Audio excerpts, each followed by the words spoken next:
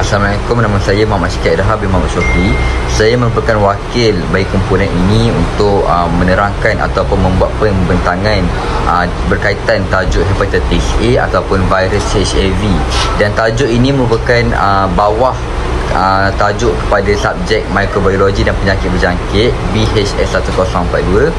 Dan bagi subjek ini kami telah dibimbing dan diajar oleh Encik Muhammad Abdul Raidi bin Harun, iaitu merupakan Ketua Bidang Sains Kesihatan KPTM Kota Baru. Baiklah, sekarang saya akan beralih kepada nama ahli kumpulan, iaitu saya sendiri Muhammad Syekh Daha bin Muhammad Syukri. Yang kedua Muhammad Fuzail Iqbal bin Muhammad. Yang ketiga Nik Izzat Atirah binti Nik Azman. Yang keempat Nur Anis Farhana binti Muhammad Afandi. Dan yang kelima adalah Nik Adriana binti Nik Muhammad. Baiklah, seterusnya kita akan beralih kepada objektif pembelajaran ataupun hasil pembelajaran, di mana di akhir pembentangan ini kita akan dapat mengenal pasti penyakit hepatitis A ataupun virus HIV. Kita juga akan dapat menyatakan definisi hepatitis A. Kita dapat menerangkan etiologi ataupun punca dan manifestasi klinikal, simptom ataupun gejala bagi penyakit hepatitis A. Kita akan dapat menerangkan faktor risiko hepatitis A. Dan kelima, kita akan dapat menerangkan cara perawatan penyakit HIV. Yang keenam, kita dapat menerangkan ujian diagnosis yang akan dijalankan. Dan yang akhir sekali adalah kita akan dapat menerang pasti cara pencegahan bagi penyakit hepatitis A ataupun virus HIV ini. Sekarang ini kita akan masuk ke pengenalan bagi penyakit hepatitis A ataupun virus HIV. Okey, hepatitis A ataupun virus HIV adalah satu penyakit HEPA. Okey, di mana jika kita dengar perkataan HEPA ini berkaitan dengan hati. Okey, virus ini tersebar apabila terdapat individu yang tidak pernah dijangkiti atau tidak pernah mengambil vaksin untuk virus ini. Okey, sebagaimana yang kita tahu, sewaktu kita kecil, kita telah mengambil vaksin, okey, vaksin HEPA, tapi ada segelintir masyarakat yang tidak mengambil vaksin ini. Okey, jadi di situlah boleh menjadi jangkitan penyakit hepatitis A. Seterusnya, selain itu, virus ini juga tersebar melalui makanan ataupun minuman yang tercemar oleh najis individu yang dijangkiti hepatitis A atau virus HIV itu sendiri. Tambahan lagi, penyakit ini dapat dikaitkan dengan air yang tidak bersih serta kurang penjagaan terhadap kebersihan. Assalamualaikum warahmatullahi wabarakatuh. Saya Nik Izzat Atirah binti Nik Azman. Nombor KBJ 21151058 dari seksyen J3. Hari ini saya akan menerangkan definisi hepatitis A virus dan iaitu HIV. Hepatitis A virus adalah jenis hepatitis virus yang menyebabkan jangkitan akut atau jangka pendek. Ini bermakna bahawa orang biasanya menjadi lebih baik tanpa rawatan selepas beberapa minggu. Assalamualaikum. Nama saya Nur Anis Farhana binti Muhammad Afandi. Nombor metrik KBJ 2115101110 akan meneruskan pembentangan berkaitan etiologi penyakit hepatitis A. Yang pertama, makan makanan yang disediakan oleh penghidap virus hepatitis A. Hal ini disebabkan oleh kita tidak tahu cara penyediaan makanan itu bagaimana, sumber dan barang makanan itu datang daripada mana, dan kebersihan penyediaan makanan itu sendiri. Oleh itu, elakkanlah makan seperti di restoran dan lebih baik jika dimasak sendiri.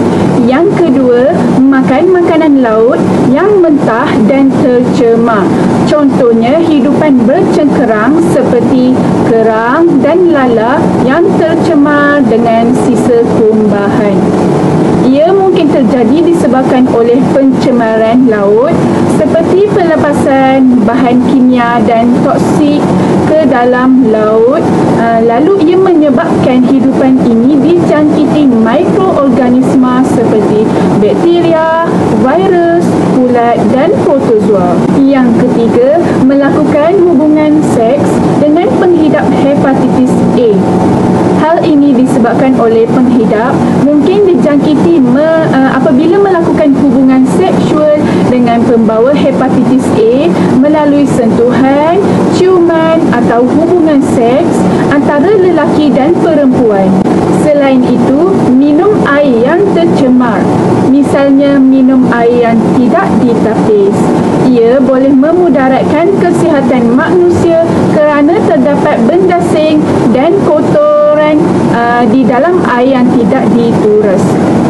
Oleh hal yang demikian, jika tidak dirawat, ia boleh menjadi salah satu faktor kepada penyakit hepatitis A. Seterusnya, yang kelima, bersentuhan rapat dengan orang yang dijangkiti walaupun orang itu tidak ada tanda atau gejala kepada penyakit hepatitis A. Hal ini kerana virus mudah merebak melalui pelbagai cara, misalnya melalui sentuhan. Dan yang terakhir, duduk berkelompok dalam khalayak yang ramai. Assalamualaikum warahmatullahi wabarakatuh. Nama saya Muhammad Fazil Iqbal bermakna. Hari ini saya membentangkan manifestasi klinikal. Yang pertama ialah demam. Yang kedua, sakit perut terutama di bahagian kanan perut. Yang ketiga, najis berwarna terang dan air kecil yang berwarna gelap. Yang keempat, hilang selera makan. Yang kelima, jaundice atau kulit atau mata menjadi kuning. Yang terakhir ialah fatigue, iaitu keletihan dan lesu. Assalamualaikum, nama saya Nik Adriana binti Ni Muhammad, KBG 211510602. Saya akan membentangkan tentang faktor-faktor risiko hepatitis A.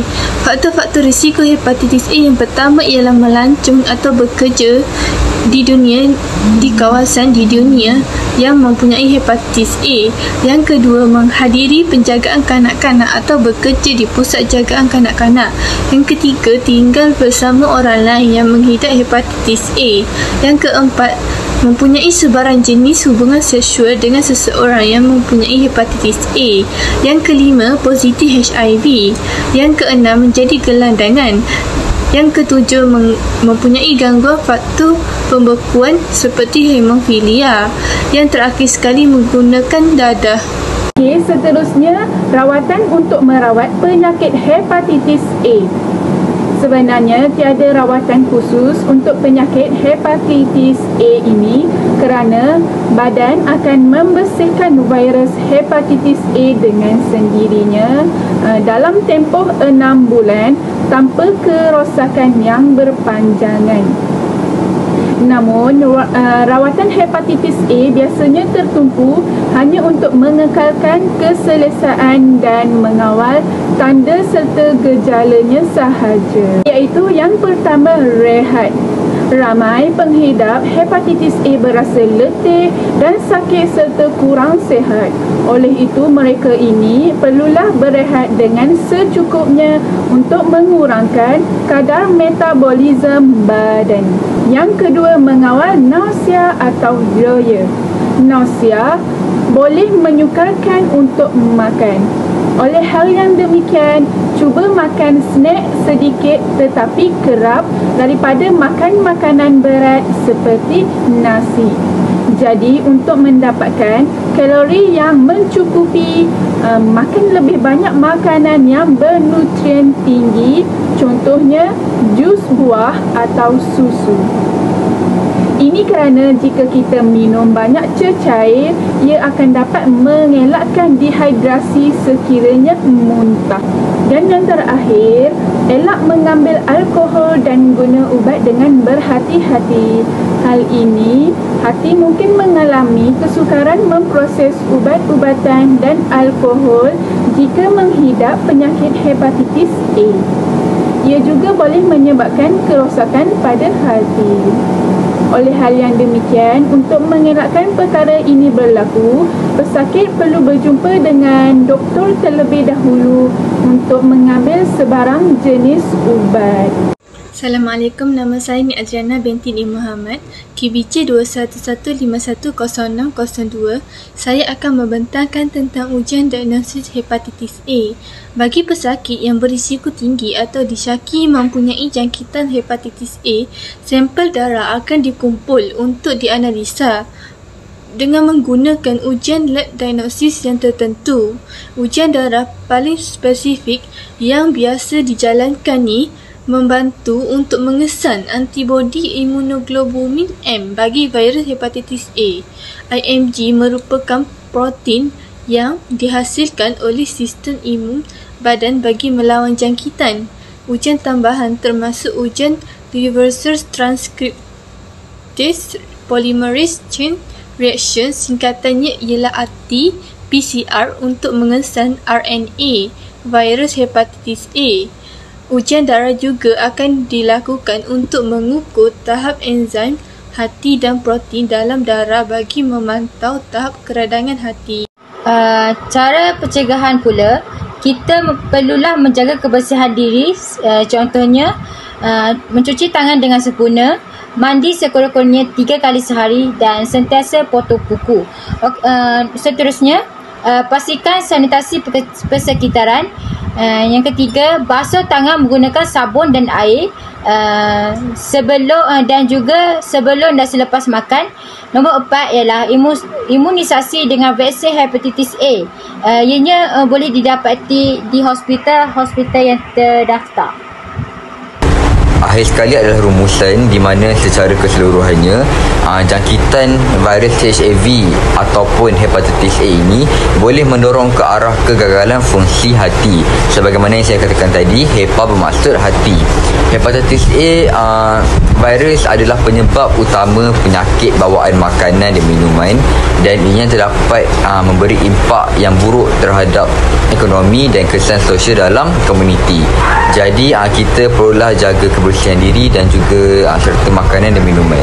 Panjang kami membuat tugasan pembentangan ini merupakan rujukan yang kami mencari ataupun fakta-fakta sumber rujukan yang kami dapat untuk menyelesaikan tugasan pembentangan bagi tajuk hepatitis A. Jadi sekianlah pembentangan kami, dan itu sajalah yang kami dapat menghuraikan atau merangkapkan berkenaan dengan penyakit hepatitis A ataupun virus HIV.